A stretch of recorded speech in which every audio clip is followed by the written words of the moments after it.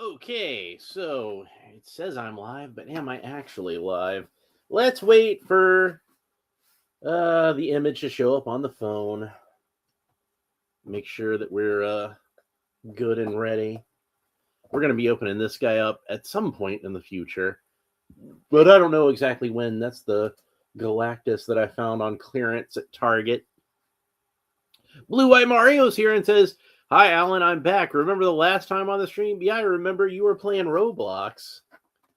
Yeah. So hope you had fun with that. Yep, there I am.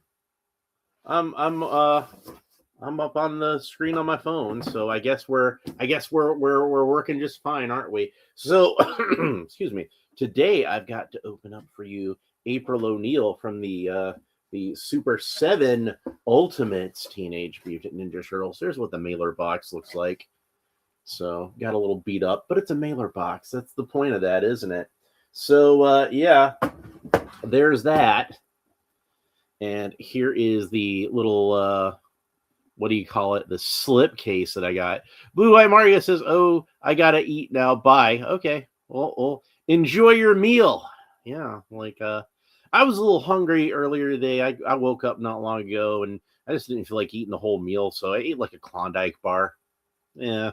I figure I'll eat supper later. Probably on the way to work. I'll stop by and get some supper. But yeah, so there's the manhole cover that you usually have on the slipcase. A little drawing of April O'Neil. Looks pretty much like how she looks on the cartoon. You can see on either side of her, she's got a camcorder. Got the Ninja Turtles logo on the back. The Ultimates logo on the top. So let's go ahead and pull this slipcase off. Now, I believe she's the first good guy from this wave that I've opened up on this channel. I know I opened up the Shredder, and I opened up Bebop. So I think she's the first good guy. So I will point out her slipcase is green, whereas I have Bebop's slipcase still over here, so we can have a look at that. His was purple, if you recall. The good guys are green, and the bad guys are purple. And then once you get it out of the slipcase, she's got some green bricks, as opposed to the blue bricks that the good guys had. And she's got a little turtle shell graffiti there that says turtles on it. I don't know who put that there, but I suspect it was Michelangelo. He seems like the one who would enjoy doing graffiti because he is a party dude. So anyway, let's go ahead and read the back, the bio on the back. You can have a look at that. It says SUPER7 Nickelodeon. Got the little power box there. The power box has a couple of stickers on it. One is the Teenage Mutant Ninja Turtle logo. And I can't really make out the other one. It says, let's see, maybe a little more, shed a little light on the subject. It looks like it's in Japanese, and I can't read Japanese. But maybe it's the Japanese Ninja Turtles logo. How about that? So anyway, we'll read the bio like I was going to do before I get distracted. Oh, yeah, there's some graffiti here. This is Cowabunga and some other kind of unintelligible stuff around it, but I can definitely read Cowabunga. April O'Neil, TV news reporter and Turtles ally. April's a determined TV news journalist, always prepared for the late-breaking news feature with her camcorder strapped around her arm. Her eagerness can cause her to get into a heap of trouble, like on pretty much every episode, but it's nothing she or the Turtles can't handle. April's no airhead and is a valuable member of Team Turtles. Being a human has its advantages, after all, like getting into places where Turtles can't. When the situation calls for more than a news flash, April's ready with a trusty gun, which is secretly locked inside her camcorder. And of course, anybody who had the original April O'Neil figure remembers that she did have that little gimmick where there was the gun that fit inside her camcorder and became the camcorder handle. I don't have the original April O'Neil figure currently, but I do have a later release that Playmates did of April. I prefer this one over the original, honestly, because her head looks more like the cartoon. Like they kind of more nailed the hairstyle. And but you can see they used orange for the accents rather than white, and also painted in her pockets and her rolled up sleeves orange. Hey, she's got painted rolled up sleeves, just like the movie April O'Neil. Maybe Playmates would have bothered to. Maybe I was doing them dirty. Maybe they would have bothered to paint her rolled up sleeves a different color. But yeah, she's got orange pockets, blue stripes on it. The original April, the very first release, the Softhead April, did not have any stripes. The second Hardhead release had some stripes. This one has orange and blue stripes, orange pockets, blue stripes on them. And for whatever reason, it says Turtles on the back. I don't know why. So I feel like I'm about to sneeze. Okay, good. Good. I was worried for a second that was one of those where it feels like you're going to sneeze and then you don't sneeze and it's just delayed gratification. So it's like, but yeah, like when I was a kid, it always bothered me that she had this little patch on the back of her jumpsuit that said Turtles. And it was one of those things where I'm like, why would she have the Ninja Turtles logo on the back of her suit? Like, it's not supposed to be common knowledge that they're friends, right?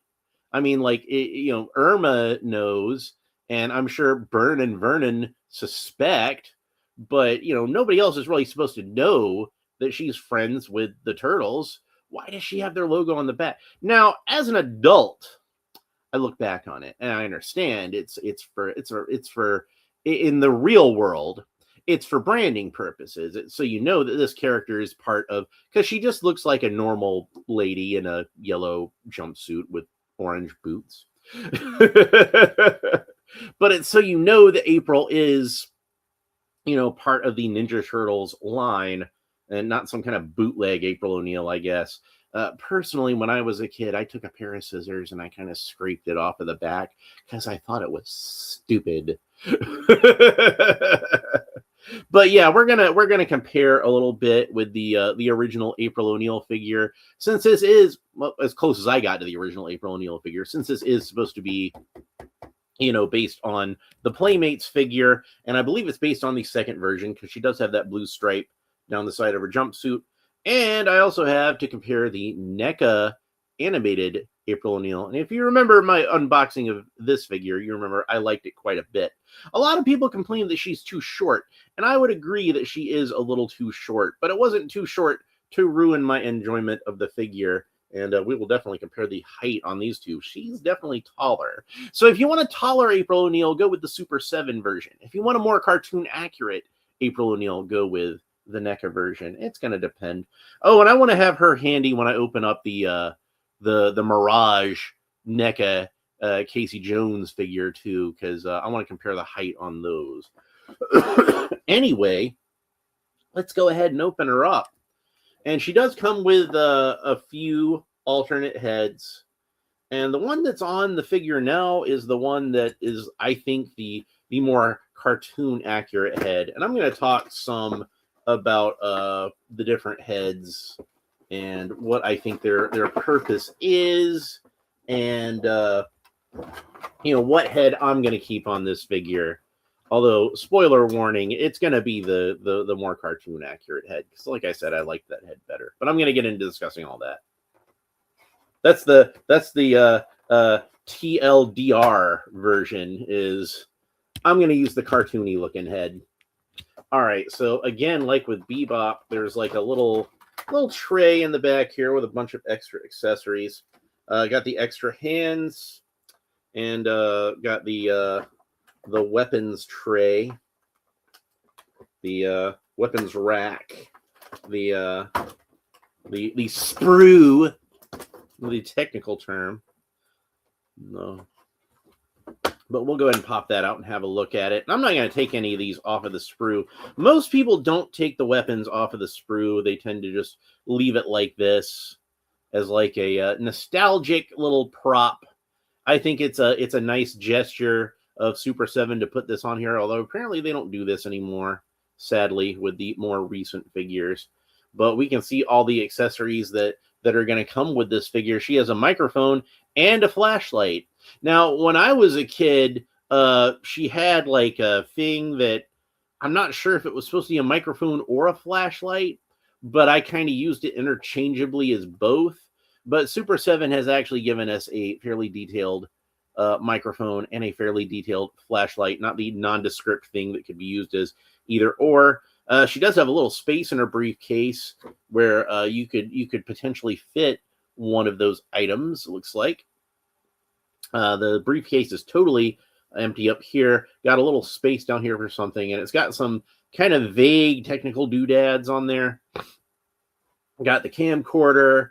Got her gun, which to me looks vaguely like James Bond's Walther PPK. I don't know if it's supposed to be any kind of real world gun. I'm not an expert on it, but that's the first thing that comes to mind for me when I see it. Got a couple of ninja stars. April had not begun ninja training in any continuity, as far as I know, by the time that Playmates had made their April O'Neil action figure. But by the end of the Archie comics line, she would have begun ninja training under Splinter in that. And it's since become kind of a common thing for April to at least get a little bit of ninja training from Splinter, which makes sense because she finds herself in some dangerous situations, doesn't she? But that first came from the Archie comics, and then that wound up in the TMNT CGI animated movie, and at least the first Nickelodeon show had April getting some ninja training from Splinter. I've not seen Rise of the Teenage Mutant Ninja Turtles, and I've not seen the Tales of the Ninja Turtles from the Mutant Mayhem movie, nor have I seen the Mutant Mayhem movie. So I'm not aware if April got any ninja training from Splinter in either of those. So, but I had no interest in Rise, and I'm kind of at least vaguely interested in Mutant Mayhem, but I haven't gotten around to it yet. I did not like the design that they did for April in that, and it has nothing to do with the race swap. I don't mind April being black. That doesn't bother me at all. But they made her kind of dumpy looking. Like she's shaped like Danny DeVito's penguin, and that's just really off-putting to me. Like, I don't care if you make her black, but she still needs to be cute, you know? What are you trying to say? Black girls can't be cute? I know lots of cute black girls. I've seen lots of cute black girls. I know they exist. Hell, Lieutenant Uhura, Nichelle Nichols, one of the most beautiful women who's ever walked the face of the earth. Pam Grier, one of the most beautiful women who's ever walked the face of the earth. Like what are you trying to tell me here? Make April cute. That's all I'm saying. I know, like, there was like I think it was a card game where they had April and she was black and she looked gorgeous and she had red hair. She had like red, I think it was like braids maybe. She looked beautiful. Like, they did a good job with. If April looked like that, I would not complain. Like I know some people might still complain about the whole race swap thing, and that's debatable with April as to whether that's a recent phenomena or not. And like I said, I don't really want to get into it, but but looking at the way she's drawn in some of the early Mirage comics, I think that it's not beyond the realm of possibility that somebody would look at her and be like, that's kind of racially ambiguous. So, like I said, I'm not really like, I don't really have a dog in that fight. I have no problem with April being black. That's all I'm saying. So, in addition to the weapons tree in the little tray in the back, we got the flashlight. And like I said, the flashlight on the weapons tree was very well detailed. And this one, since it's painted, is very well painted. We got a little bit of silver in the front to represent the reflector of the flashlight. They even painted in the switch on the flashlight. A little red paint application there. And there's all these little hands. We got all these little hands. So let's go ahead and go over those real quick. For the left and the right, we have two open hands, and they are not identical because you can see on her left hand, these two fingers in the middle are kind of stuck together like Kurt Swan drew her. Kurt Swan, my favorite Superman artist, oftentimes would draw somebody's hand like this with the two fingers together. Maybe it was for ease of drawing. I'm not sure why he did that, but it was kind of a trademark of his. But if you look at the right hand, you can see that there's plenty of space in between all those fingers. So unlike, a lot of times when we see action figures with alternate hands like this, they kind of tend to, mirror them. Because why sculpt like, two with the same exact hand, just with the left and the right, when nowadays we can digitally just mirror them. And it looks like that's what they did with these two hands. So we got some gripping hands, but these are gripping hands with the thumb kind of fused to the fingers. And I don't know if anything's actually going to fit in there. And it looks like the flashlight won't fit in there because it's too big. And I don't think the microphone is any more narrow, but we'll try the microphone later. And then we've got the hands that I'm probably going to actually leave on these on this figure. The ones with the trigger finger. I think those will probably be the best to hold these accessories, especially the gun that she comes with. So the gun / camcorder, since these are, the same piece. Okay, so that's the first actual accessory besides the hands that we looked at, and the weapons tree. So let's get some of these other accessories out of here. And there's a couple of accessories that are not on the weapons tree. A couple of them that are just exclusively loose accessories. And we might as well start with the turtle communicator. Now, when we open up the turtles themselves, each of the boys comes with their own turtle communicator, and it is very much based on the one that we saw on the cartoon, and so is April's. But April's, of course, is a little different from the one the boys had, whereas the boys kind of opened up lengthwise. Hers opened up on the edges, and it was kind of disguised to look like a makeup compact. And she actually has two versions of the turtle comm. She has this closed version. You can see that turtle shell design there. And the back of it just kind of has some ridges. And you can see they did sculpt in a little bit of a, I guess it's the clasp that holds it open or holds it closed. I did think it was that, but looking at the open one, it looks like it's on the side. Maybe it's a button to flip it open. I don't know. But I guess I should have paid more attention to her turtle communicator when I watched the cartoon when I was a kid, or any of the more recent times when I've rewatched it. But there's that. And of course, the original April figure did not come with a turtle communicator, so it makes sense that it's not on the weapons tree. Oh, by the way, I don't think I mentioned this. The actual tree part of the weapons tree, you're supposed to take all that apart and put it together to make the camcorder stand, so it should be able to assemble into that. But she got a camcorder stand that's separate from the weapons tree anyway, so we're probably not going to bother with that. Like I said, I don't really want to take apart the weapons tree. I want to kind of keep it solid. Anyway, let's go ahead and get this accessory out. This is another one that the original April did not come with, and this is a press pass. It's on a little string, a little thin, delicate little string. That's all the lanyard she gets. It's just this delicate little string.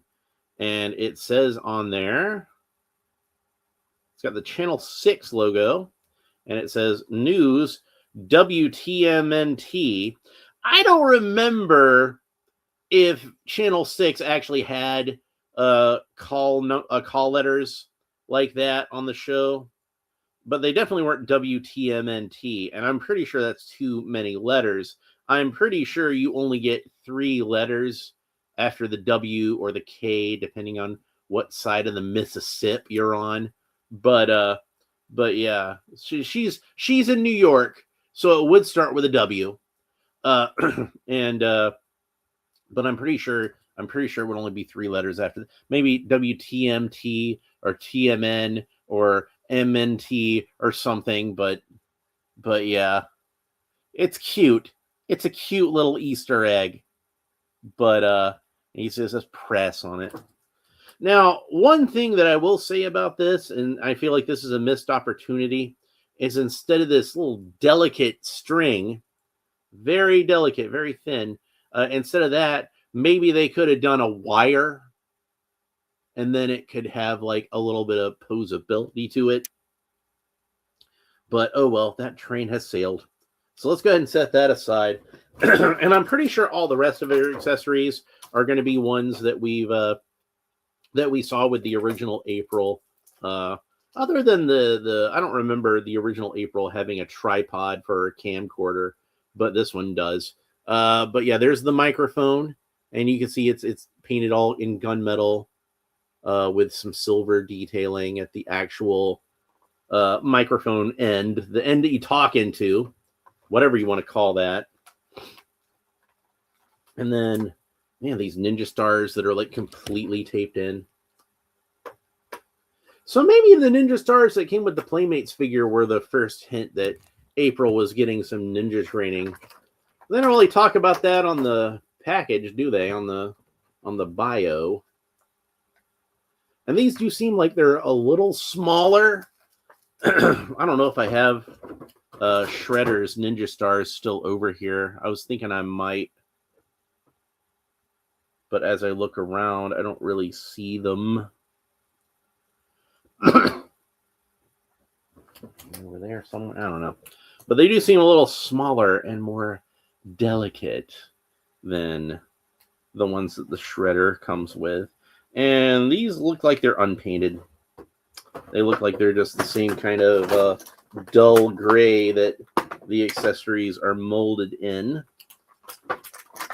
Would have been nice to have some silver on there, but whatever. Now, she's got the briefcase, and the briefcase actually comes closed in the package, and that's a problem I'm going to tell you about, because let's try to open it up. You can see here at the edges, there's already some wear and tear where like this thing wasn't really supposed. See, and you gotta try to open it up. Look at all those stress lines. That's just going to happen though. So let's go ahead, since we have a briefcase now. Here's what I'm talking about: how you can close up the microphone in that briefcase, but the briefcase doesn't want to sit. You can pinch it closed all the way, but the pin doesn't quite want to catch it all the way. So it kind of opens up kind of lightly at the end. So we can take the microphone out of there, and we can put the flashlight in there if we want to. So there's the flashlight. You can see what I'm talking about, how it fits in that little indent there. It doesn't fit tightly. It kind of rolls around loosely in there, so I don't want to drop it. So that's why I kind of have to hold it at a weird angle. But it's a little small for a briefcase. A lot of the times these accessories seem like, to me, I've heard a lot of people say this, and I'm tending to notice this myself. Like, this seems more proportioned with the original figure. And I don't have the accessory that came with the original April, but you can see what I'm talking about, how like it looks scaled well to this smaller figure. Anyway, let's set that aside.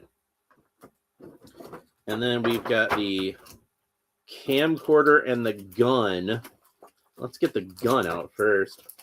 So yeah, like I don't remember April ever packing heat on the cartoon show.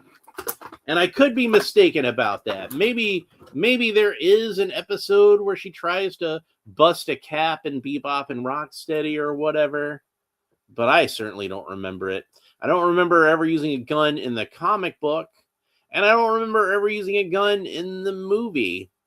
So this is a Playmates exclusive kind of thing, and I figure it's probably just so like you can give her some kind of action role in the when you in your play, give her some kind of offensive weapon. And like I said, she wasn't a ninja at all at this point, so give her a gun. That'll work. So here's the tripod, and we can see that the tripod got kind of a little warped in the packaging. You can see like this leg here is kind of flooby. It's supposed to be a little more straight. So I'm gonna have to hit that with the hairdryer later, get that straightened out. And the other legs seem like they're kind of a little wonky with the way that they were pegged in the package. So I will try to straighten up that camcorder stand, that tripod.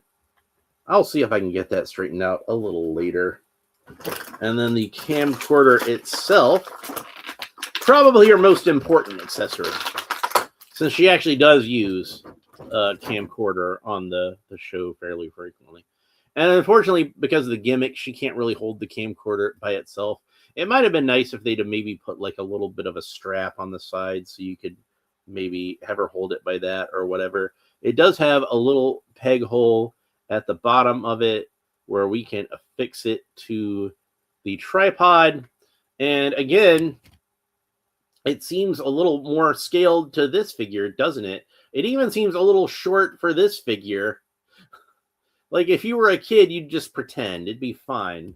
But I'm an adult and I'm looking at it with too much logic and not enough imagination. So, and by the way, this leg is just seems kind of fixed on here. And looking at the tree, yeah, indeed, it is molded onto that leg, isn't it?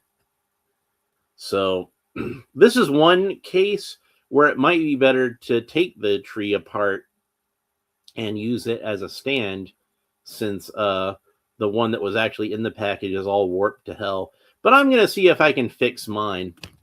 You know, take the hairdryer to it, soften it up a little bit. Maybe I can get it to work a little better. And then the leg just kind of fell off there. Because well, damn. That whole thing just did not want to cooperate. I'm trying to peg it back in, and then it just slipped. And thankfully, the camcorder landed somewhere where it was fairly easy for me to find.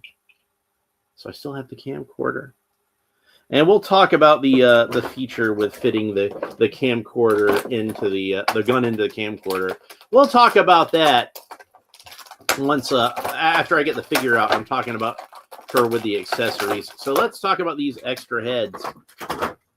Now, remember how I was talking about that even though this was a later release, I preferred this one because her hair looked a little, it's got more of that sort of feathered look. And I kind of think about like the real life equivalent of April O'Neil's hair. And she did have a very distinctive hairstyle in the cartoon. And we can compare again with the NECA version, which I feel like they nailed it. And the second Playmates, the second Playmates take on April nailed it, I feel like. But the first one, her hair did not look much like how it looked on the cartoon. And you know, it's one of those things where like the cartoon was made to promote the toys. That was the distinct purpose of the cartoon. And I'm not sure where the design of April from the show came from. Like if they designed her for the toy first and Peter Chung adapted the design that was on the toy, or if he came up with a design and Playmates tried to copy it. But I do not like April's hair as well in this one because it's just kind of lank and hangs down. This is more accurate to the original Playmates figure. And I have heard a lot of people say that they prefer this one because it looks like that original Playmates figure. And I understand, but I'm going to disagree. Because when I was a kid, I wanted one that looked more like this. And of course, I was very happy when they later released the one that looked more like this. And likewise, you know, this one wound up just kind of getting given to like one of my younger cousins or something because I had a better one. But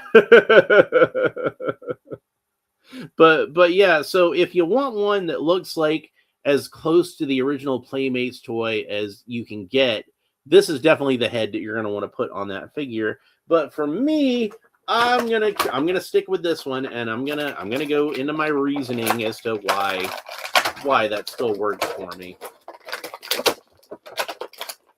If you haven't figured it out yet. And then she's got this other alternate head, and I like this head a little bit better, even though she's still got that same hairstyle. But for me, at least when it's held down by the headphones, it makes a little more sense. Maybe when she takes the headphones off, it kind of poofs back into place. I was going to say, and I got kind of sidetracked, that I kind of feel like the real life equivalent for what April's hair would probably look like Like, I'm thinking the closest thing to what it looks like on the cartoon is if you go and watch Blondie's video for Heart of Glass.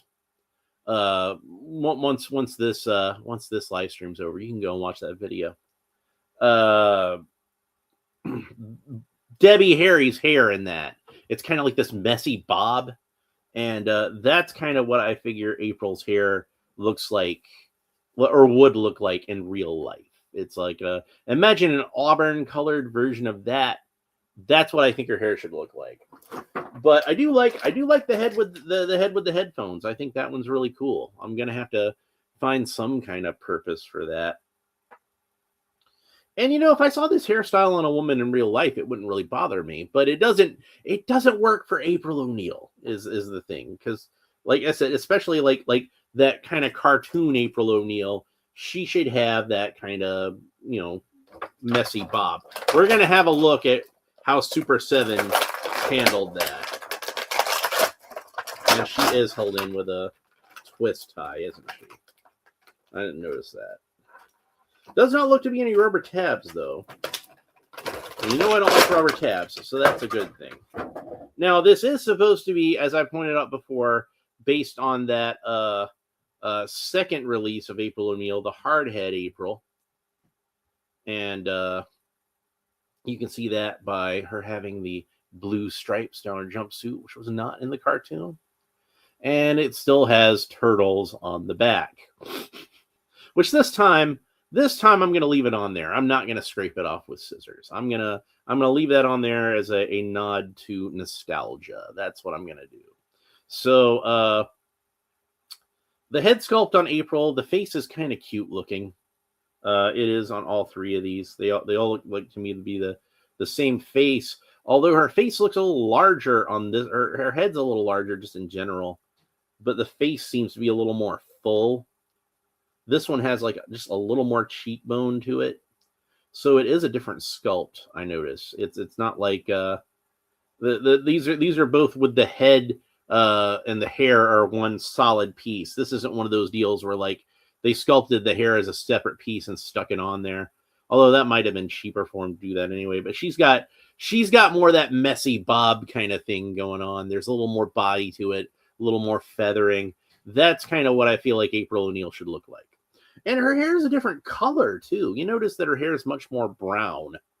And Playmates tended to give her more brown hair than more red hair. And, in the cartoon, it was a little more auburn. You can see, like, what I'm talking about with the more cartoon-accurate figure, that it's closer to that hair color. It's almost identical, you see. Like, in fact, SUPER7's is slightly more red. But if I compare it to the more Playmate style one, you can tell that one's definitely more brown, like way more brown, almost like milk chocolate kind of brown. And this one's a little more sort of like, kind of reddish. So, and then the figure has the solid fist hands on there. I'm going to take those off because I want her to have those gripping hands. I want her to have that grip so she can be holding some accessories. Call April O'Neil in on this case, and you better hurry up. There's no time to waste. Now, if I wanted it to be as accurate to the original Playmates figure as possible, I would put this open hand on there because it's not exactly the same. This hand is kind of more like she's pointing with two fingers, and the other two fingers are kind of folded in. And there's not really a hand that corresponds to that, but I kind of feel like the open hand is the closest to that. So if I really wanted her to be accurate to the original Playmates figure, I would go with that one. Now let's have a look at some of the proportions on this, and you can see how like they were trying to copy this this Playmates figure as closely as they could. She's kind of thick, and that does correspond, I think, to the original figure. A lot of people were complaining when they first saw pics of this that how do I put this delicately, that her boobies were too small. A lot of people felt like her boobies were too small when they first saw these pics, and I don't think that's the case at all. looking at her in hand, I think that she's a fairly well endowed woman. That's how I'm gonna put that. I'm gonna be a gentleman about it. She's voluptuous. You know what I mean? So like so yeah, she's got a good size there. That's like there's nothing, nobody would complain about that in real life. I think what happened is when they were looking at the figure, they probably saw that the whole figure, like I said, to look kind of like the original one, she thick, she thick. So like in proportion to her hips, like she's not quite as then it doesn't look quite as well. Let's put it this way, like I think it's the waist is the thing, because proportionally she's not too different from the NECA figure, and nobody complained about the NECA figure. I think it's that the waist is a little too thick. I think they got now, on a woman in real life, this is a good hip to waist ratio. I'm not saying it's not. So don't take me as being critical like that. And Alan likes them thick. I'm just saying, like, there's nothing wrong with that. That's fine. But but this one is a little more cartoonish. This one's a little more anime. And I think they were definitely going for more of an anime thing. Just with the Peter Chung's design on the cartoon, I think is a little more anime. And this one is a little more naturalistic. Anime wasn't really mainstream in the United States in the late 80s. I mean, sure, we had some. Like, I remember watching, like, Robotech and Voltron and Battle of the Planets, Gotcha Man, the original name of it. But over here, it was Battle of the Planets because they wanted to cash in on Star Wars. Speed Racer and, like Star Blazers and a lot of other stuff that was, given English titles when it was brought over here. Yamato was what Star Blazers was called in Japan, I believe. And Speed Racer was Mach Go, Go, Go. Go being 5, so Mach 5, and his name was Go Mifune on the Japanese version, not Speed Racer. So it was a play on. That's why he had a G on his shirt, because his name was Go, and of course, Go is Japanese for 5. 5 in Japanese is Go, so it was a play on words. His name was Go. The car was the Mach 5. You see, that's. Like, I kind of got lost in translation when they brought it here to America and decided his given name was Speed Racer. Anyway, I love the show, but who names their kids Speed? You're lucky you became a race car driver and not, a junkie. I'm just saying. So, anyway, would it be an unboxing on this channel if I didn't go off on a tangent or something? The wrist joints here are very delicate too. They look very thin, very narrow. I'm afraid I'm gonna warp them or break them or bend them. And she does have a it looks like on the gun hands, the trigger finger hands, she has a vertical hinge, which is nice. I think that works really well for both the gun and the camcorder. It probably works well for the microphone and the flashlight too. So, but yeah, like some people complain, like I said, about the we'll say the proportions of the figure. And somebody at SUPER7 had to be like, well, that's just toxic masculinity and they're just being sexist. No, they just want April to look like what she looked like on the cartoon. And this isn't supposed to look like April in the cartoon. This is supposed to look like April in the toy. Now, again, getting back to that whole head thing, there are some, like I said, I've heard a lot of people say they want to have this one on there because this is supposed to be a toy version. This is supposed to be Playmates version, an update of Playmates version, and this is the Playmates head. But as I already pointed out before, Playmates actually did give us a more cartoon accurate head later on. So this is still accurate to Playmates. However, it's not accurate to the second Playmates April figure because, like I said, that one had a blue stripe down the jumpsuit and it had white boots. And this one has an orange and blue stripe and orange boots and other orange detailing to it. So, while I do kind of feel like, yeah, the other head probably is a little more sort of, yeah, shall we say, appropriate to this version of the figure, I still feel like it's fine to use this version, and this is the version that I prefer. And if Playmates had have made the April with the blue stripe and this head, if they'd have done this one with white boots and a white belt and none of this orange crap on there, and if she was colored like this and still had this head sculpt, this would, I think, be the best April figure that Playmates made. So I'm gonna leave her like this because it's supposed to be Super 7 Ultimates. To me, this is more of an Ultimate April O'Neil with this head on there. Now that having been said, let's try some other heads on there and see what they look like. And I'm not sure how well these other heads are gonna fit on here, but since I happen to have the NECA head over here, let's go ahead. It's not gonna stay on. I'm gonna tell you that immediately because look at the difference in those peg sizes. Yeah, like Super 7 has a much smaller peg, but like I don't think this is going to work at all. Like it doesn't even fit on the neck, and besides, since the figure is a little smaller, like the head just like would look ridiculously disproportionate on there. On the other hand, let's see what the Super 7 ginormous noggin looks like on here, and she looks like a freaking bobblehead. So head swapping between those two Aprils, not gonna work. And honestly, I don't see the point in that anyway. This head is perfect on the NECA figure, and she does have an extra head, a couple extra heads actually. But this head I think works beautifully on the NECA figure. I wouldn't want any other head on there. That's even my favorite head of the three that came on there. And even if it was well proportioned, I think this one. I think if I had to pick one that I prefer, I do prefer the NECA one, but I think this one works better for this style of figure. You get me? And since I happen to have loose here, the Judith Hogue from the movie, we might as well put Judith Hogue's head on there, and that actually looks quite nice. Maybe they should have given her a yellow jumpsuit in the movie. I think that looks for her. What do you think?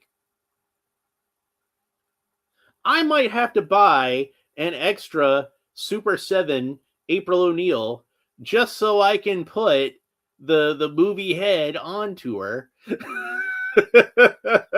Because I actually think that's a good look. Yeah, I'm going to say it. They made a mistake in the movie. They should have given her the yellow jumpsuit. It works. It looks good. I think it looks good.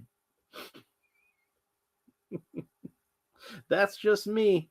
All right, let's go ahead and put the regular head back on there for now. We can talk a little bit more about these accessories. And again, that one where her hand is set up like this, there's no way she could hold the turtle communicator. There's no way she could hold the gun / camcorder. There's no way she could hold the briefcase because you ain't getting a briefcase handle into that. I don't think there's any accessories that she comes with that these hands could hold. I think that these hands are worthless. They aren't even good as fist hands because you already have like regular fist hands that come with it. So I can't even. I wouldn't even really use them for that. I don't. You can technically, I guess, kind of balance the throwing star on it. So these hands are worthless. Never should have come with this figure. They should have taken that money and used it on literally anything else. I don't know what, but anyway, let's go ahead and start with the turtle communicator. So April has her turtle communicator, and we can fit that fairly easily in between her thumb and her forefinger, and she can be talking with the boys on her turtle communicator. And specifically, she's going to be talking to Donatello because you can see he's got a purple mask. And I'm sure fans of the 2012 Nickelodeon series would appreciate that. And then she's got, I don't want to get the flashlight out of the briefcase, but we'll just do the microphone. So there's the microphone. So she can be interviewing somebody. Sorry, she's a very yellow figure with very pale skin, and that seems to be kind of washing out the screen a little bit. But there she is with the microphone. And the briefcase should fit fairly nicely into this hand as well. So let's go and do that. I'm kind of disappointed they didn't paint this briefcase. Like, I get the Playmates version having like a dull gray briefcase, But this to me looks like it would be like a shiny metal briefcase. You know what I mean? They could have painted this silver, and I think that would have been better. And let's go ahead and move on to the gun / camcorder. Now I'm going to put the gun in her hand first because she's going to grip it by the gun anyway.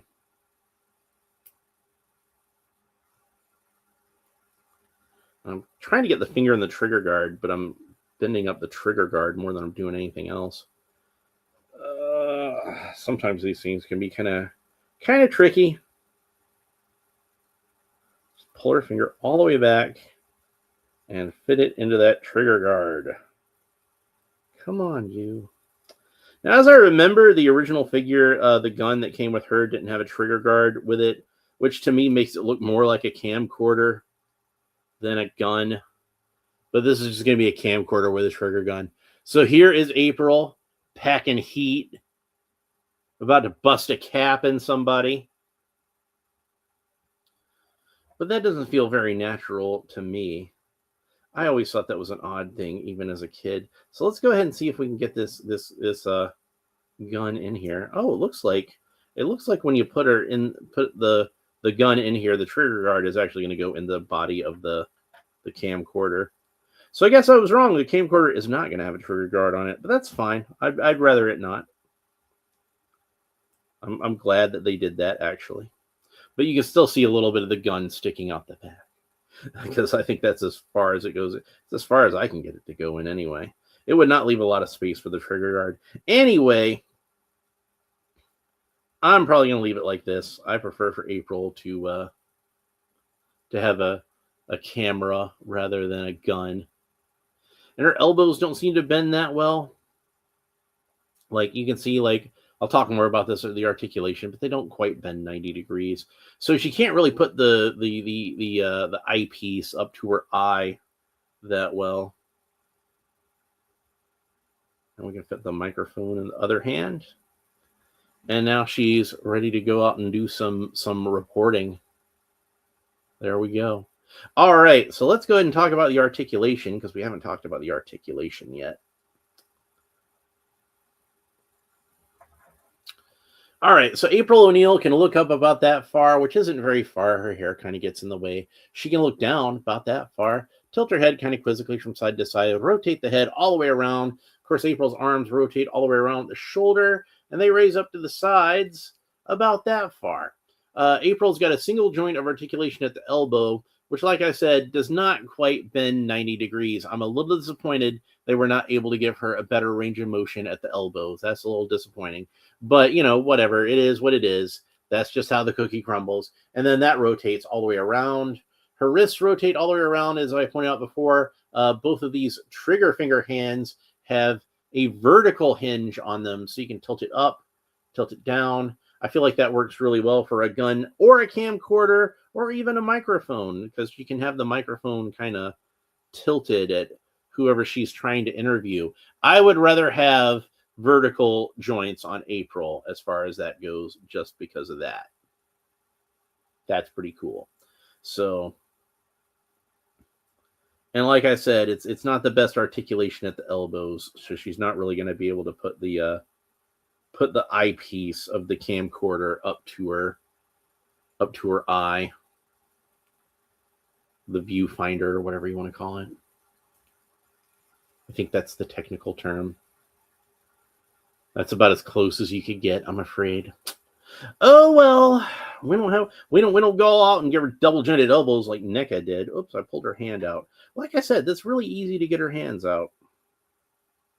I'm pretty sure I have them plugged all the way in. From what I understand, these SUPER7 wrists are kind of like double ratcheted, so you have to push them, make sure they click a second time.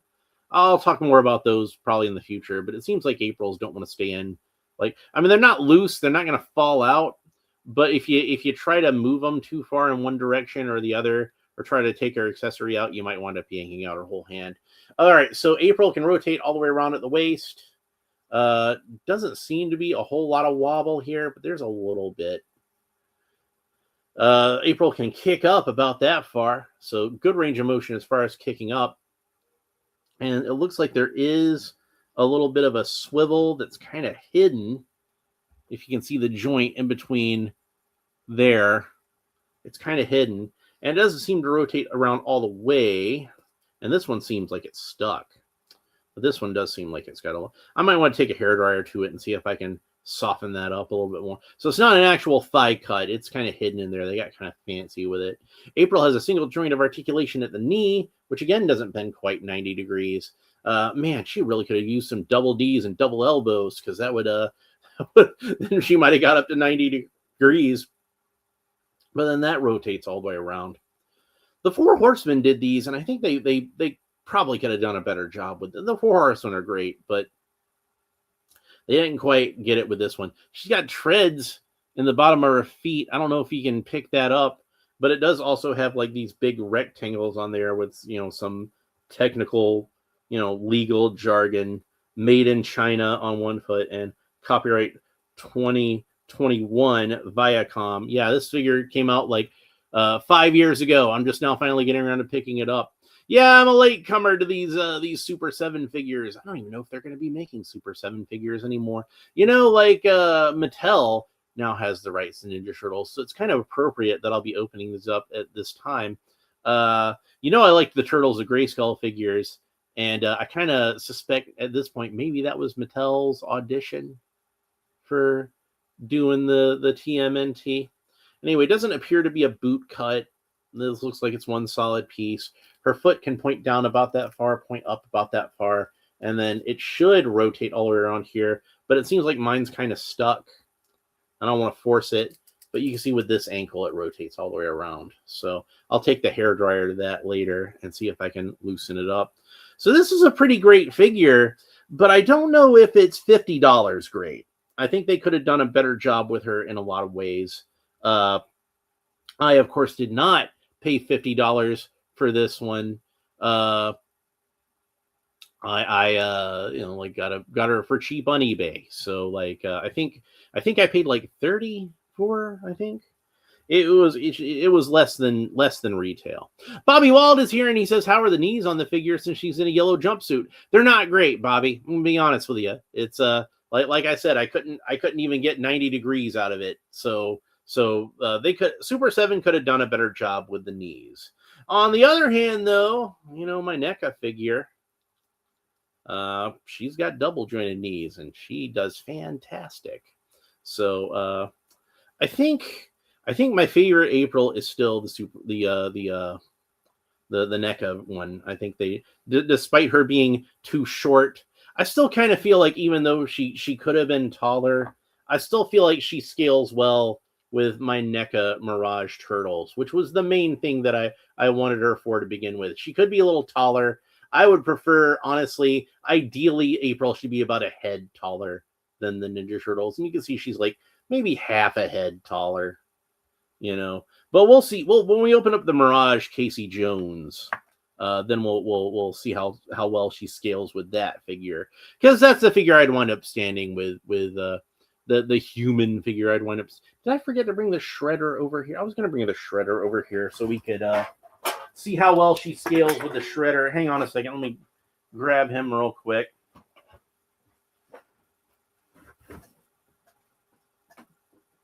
Because even though he's over across the room, he was still in a place where I could reach him very easily. I sat him on my bed. There we go. So... And you see the Shredder isn't much taller than her, which I kind of figure the Shredder should be about a head taller than April O'Neil. April should be a head taller than the Turtles, and Shredder should be a head taller than April, which means the Shredder should be 2 heads taller than the Turtles, which means they scale pretty well, don't they? I do have an extra of this guy. I was going to paint him up in Mirage colors, but I haven't gotten around to it yet. So, anyway, that's it for April O'Neil. Good figure. I don't know if it's $50 good. I think that this one, they probably could have pushed her a little further and made like a really great figure of this. But as it is, it's a good figure. I'm glad I have her, and I'm also glad that I didn't pay full retail price for her, because mainly it's the elbows and knees that hold her back. The sculpting is great. The colors are great. She's got a nice bright yellow suit. She's got kind of pale, creamy skin. For those of you who do have a problem with a black April O'Neil, here's one that's as white as it gets.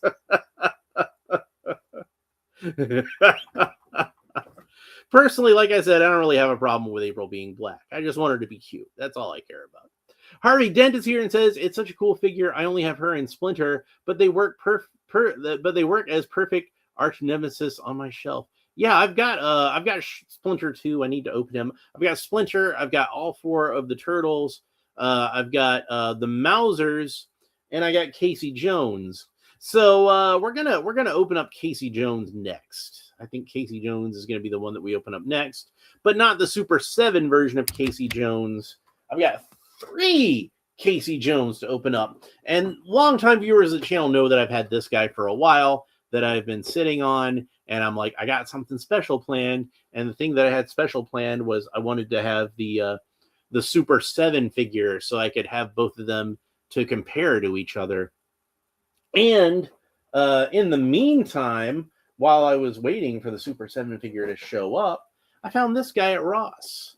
So I have the ultimate movie version of Casey Jones, which I already opened up a movie version of Casey Jones, but this one has like way better accessories. So I'm really excited about that. Because I opened up that dirt bike Casey Jones, and he was pretty cool, but I think this one will be way cooler, I think. Harvey Dent says, do you have the Mirage Karai as Shredder figure? No, but that's one that I definitely want to pick up. I thought that she looked really cool in the Shredder armor. I thought that one was really nice. So yeah, that's definitely one. That's definitely one that's on my list. So yeah, I'll be picking her up as soon as I can. So I think next episode I'm gonna open up this Casey Jones, and then I will open up the Super 7 Casey Jones, and then finally I will open up the movie Casey Jones. That way it puts a little more space in between the last one that I opened. I have not seen Creature Commandos. Harvey Dent asked if I'd seen Creature Commandos, but I have not. However, if they put out an action figure of that version of Bride of Frankenstein, I will buy that figure because I actually think that's a really good design. I thought that she looked really cool on that show. So, but I haven't seen the show yet. I don't know if I'm going to get around to it because I don't have HBO Max right now. So, maybe one of these days I'll watch it, but it's not in the foreseeable future, I'm afraid. Unless I go sailing the high seas. Arr. But but yeah, so next episode we're gonna open up this Casey Jones figure. That's been a long time coming, and you can see lots of stuff I got over here. I got Blackfire, I got Satana. Once I get back onto the DC kick, got the Flash versus Titano. I got a lot of cool stuff to open. We got the classic Flash. Got a lot of cool stuff coming up. Harvey Dent asks, what do you think of Mattel taking the DC multiverse license? Do you think their new toys look like poop or perfect?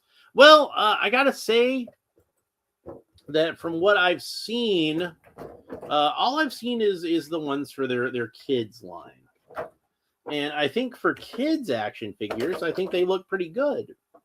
I don't know what they're going to do for their adult collectors line yet. So I guess we'll see when that comes out. But I thought for a kids line, the kids figures looked pretty good. And I do like kids figures, I like what Mattel's been doing with the Masters Universe Origins, and that's technically a kids line, even though it is made, I think, also to appeal to adult collector nostalgia. People like myself that remember playing with He-Man figures back in the 80s.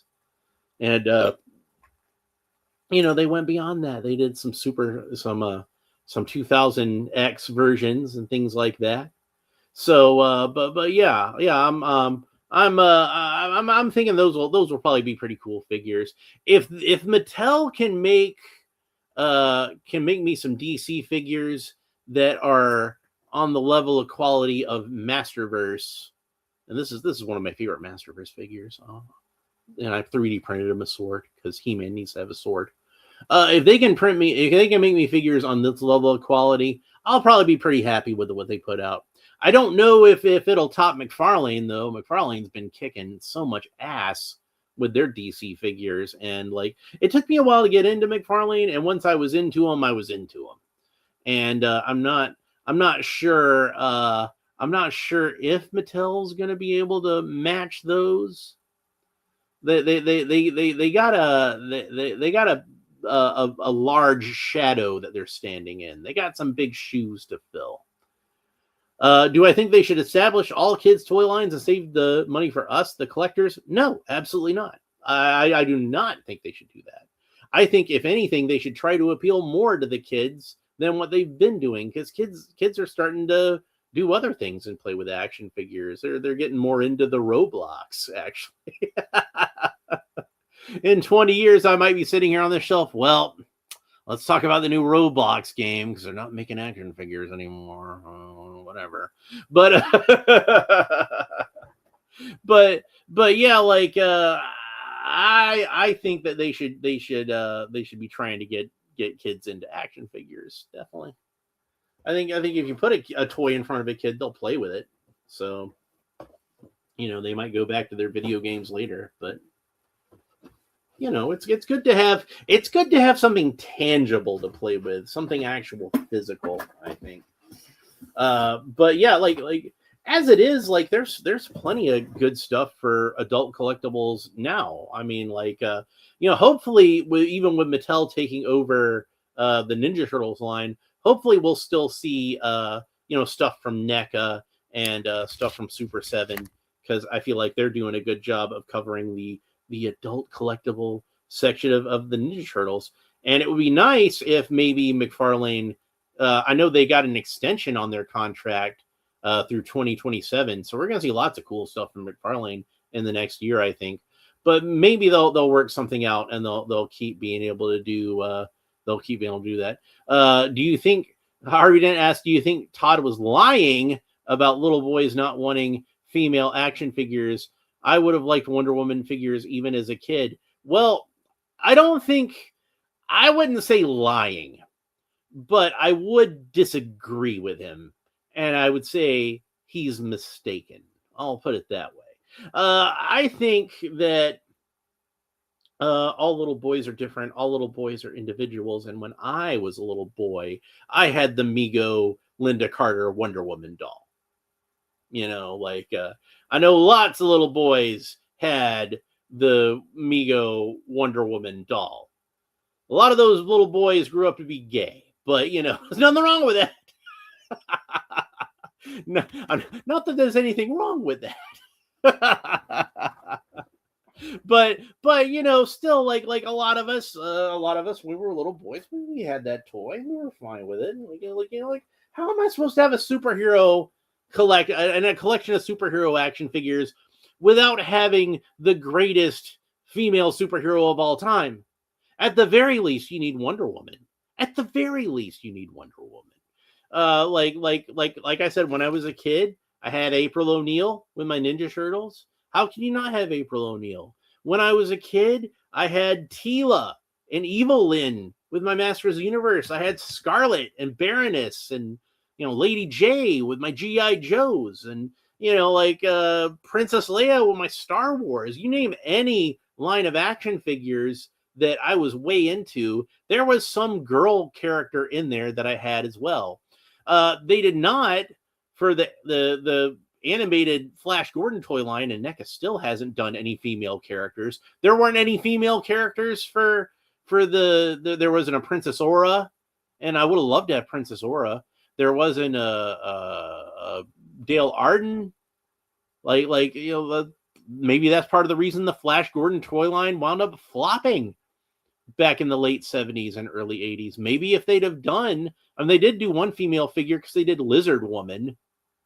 But who am I going to prefer between Princess Aura and Lizard Woman? I'll give you a hint. It's Princess Aura.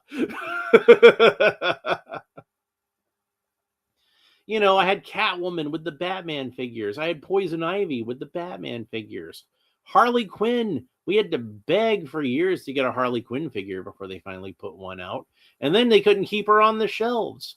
So like, yeah, I think Todd's mistaken. I think there are some little boys who probably would not care to have a female figure. I've heard some people say that when they were kids, they didn't care for female figures. But I liked female figures because I liked female characters. Like Wonder Woman was one of the first crushes that I ever had when I was a kid. So of course I wanted a toy of Wonder Woman, like how am I not? And as an adult collector now, I want to have like as many characters as I can get. Like I can't imagine trying to collect Masters Universe figures and not having Tila. I can't imagine collecting Ninja Turtles figures and not having an April O'Neil.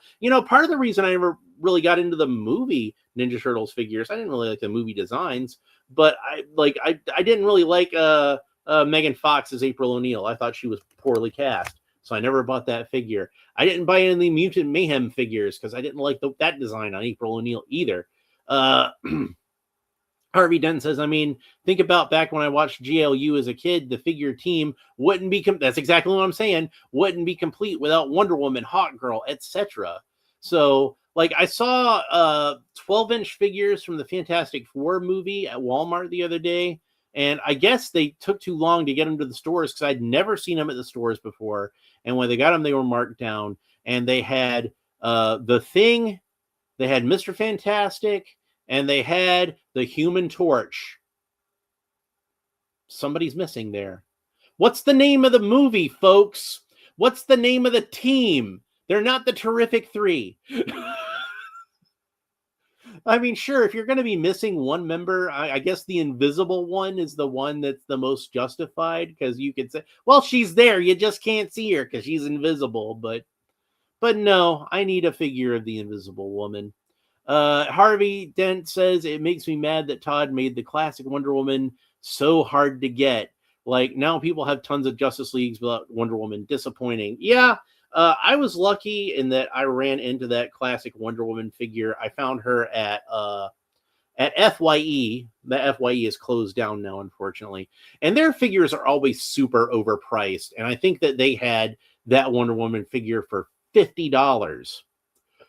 And if I hadn't just gotten my tax refund back at the time, I wouldn't have been able to afford to buy her.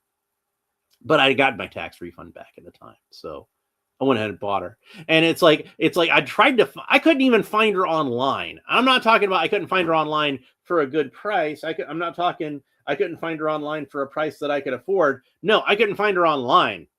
Period. Full stop.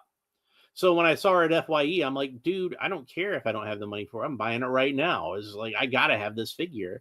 And I never saw her again at retail. So it's a good thing that I did. And I've got the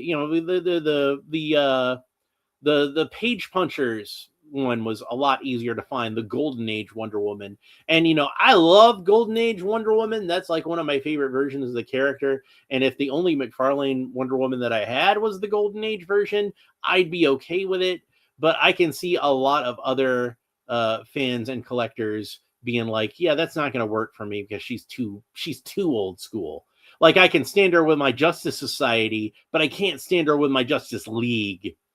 And, the movie Wonder Woman figures were a little easier to find. Like, I think the one from Shazam, Fury of the Gods, is still fairly affordable. And they just recently put out the BVS version of Wonder Woman. And so it's not like you can't get a Wonder Woman figure to represent the character in your collection at all. But if you want like a classic comic book style Wonder Woman, the closest they made, and even then, like, she's not really like a classic version. She's like a early 2000s version. I think that's close enough for my purposes. It's a default Wonder Woman. Let me put it that way. It was based on the Terry Dodson artwork, and Terry Dodson draws a good Wonder Woman. And Harvey Dent says, if you put the Godzilla 2-pack Wonder Woman head on the classic Wonder Woman body, it's the perfect figure for me. Yeah, that's a nicely made figure too. And that's another way you can get a Wonder Woman figure. She looks good. It's the Rebirth outfit, which I don't mind. But if you want her with like the Star Spangled shorts, I'm pretty sure the only one, because the Golden Age version has a skirt, the movie version has a skirt, the Godzilla version has a skirt. If you want her with the Star Spangled Shorts, the only way to get that is that classic for the classic version. So yeah, that figure should have been a lot easier to find. That's one where McFarlane did us kind of dirty. I think that should have been a lot easier to find. So, but she's a great looking figure if you can get a hold of her. Like that's probably one of my favorite Wonder Woman figures that's ever been made. But yeah, like we shall see what Mattel winds up doing with their collector line. I'm kind of hoping that it might be something where they can work something out with McFarlane, and McFarlane can still keep doing their thing, and Mattel can do their thing. Like I think there's room for both to have adult collector lines. Like I pointed out, like both SUPER7 and NECA were doing adult collector lines for Ninja Turtles at the same time. So I don't see why Mattel and McFarlane couldn't be doing DC at the same time. I think that would be cool. I think that would be great. I think that the more options that gives us for action figures, the better it is. And think about this. If you had McFarlane and Mattel both trying to do adult collector figures at the same time of DC characters, wouldn't they both be trying to do the best adult collector figures? Wouldn't they both be trying to be like, okay, like I know Todd would. You absolutely know Todd would. It's like, okay, Mattel's breathing down our necks right now. We gotta push our game even further. We've been kicking ass so far, but we need to kick more ass and kick that ass even harder. And Mattel being like, dude, we can't let this guy show us up. He was trying to call his company Todd Toys back in the 90s, and we had to sue him because that was the name of Skipper's boyfriend. That was some petty shit, I gotta say. But yeah, it's like we can't have this upstart making better Superman and Batman figures than what we're making. So yeah, like Harvey Dent says, I got the Spider-Man India figure and needed an arch nemesis for my desk. I picked up the new Marvel Legends Enchantress to fight him. There's a new Marvel Legends Enchantress. Wow, I'm out of the loop. I'll have to try to find her because I always liked Enchantress. So I don't buy too many Marvel Legends figures these days because like I feel like I've got all the characters. I started doing this YouTube channel after I'd pretty much gotten all my Marvel Legends figures, and occasionally I'll see a new one, like Miles Morales. I picked up the Miles Morales figure because I didn't have a good Miles Morales figure, and I felt like that was a character that I needed to have.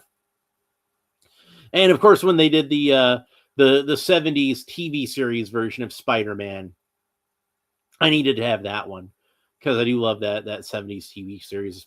It's cheesy, I know, but I love it. It was all we had. Excuse me. It was all we had when I was growing up, and I recorded some of the episodes off of television when they'd rerun them on TBS or something, and that was the only live action Spider-Man we had. Y'all are spoiled with your Tobey Maguires and your Andrew Garfields and your Tom Hollands.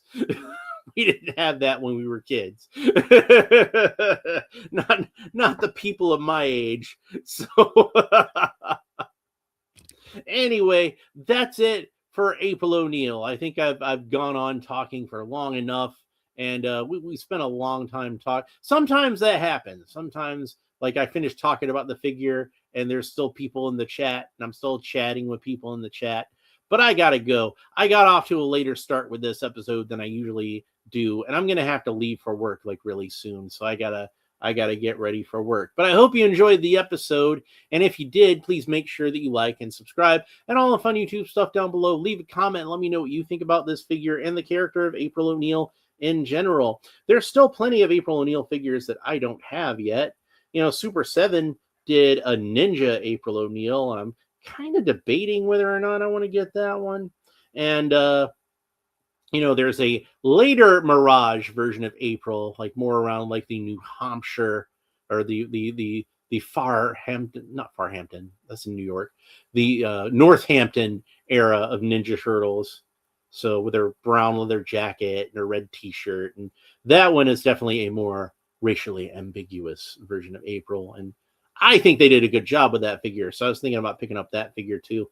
Of course, NECA did the first appearance April, like way back when they were doing these. Where did I put them? He was just right here. Yeah, there we go. When they were doing these, they did a first appearance April to go with her. That was a con exclusive. That was always a little too pricey for me. Never got her, but I wouldn't mind having the later Mirage version of April. I think they did a good job with that figure. So, but I think my favorite April is still this one. I think it's still the NECA animated one. I think that's my favorite one. It's technically these aren't in scale with each other. Allegedly they should be in scale with each other, but they just aren't. I think I'll have to see her next to the Turtles, but I think they might have made April a little too tall. I think maybe they overcorrected over NECA making her a little too short. Like really April should be like right in between these two, I think. That's just my opinion. But anyway, that's it for this episode. Hope you enjoyed the episode. But we gotta end it now. We'll talk to you next time. Bye.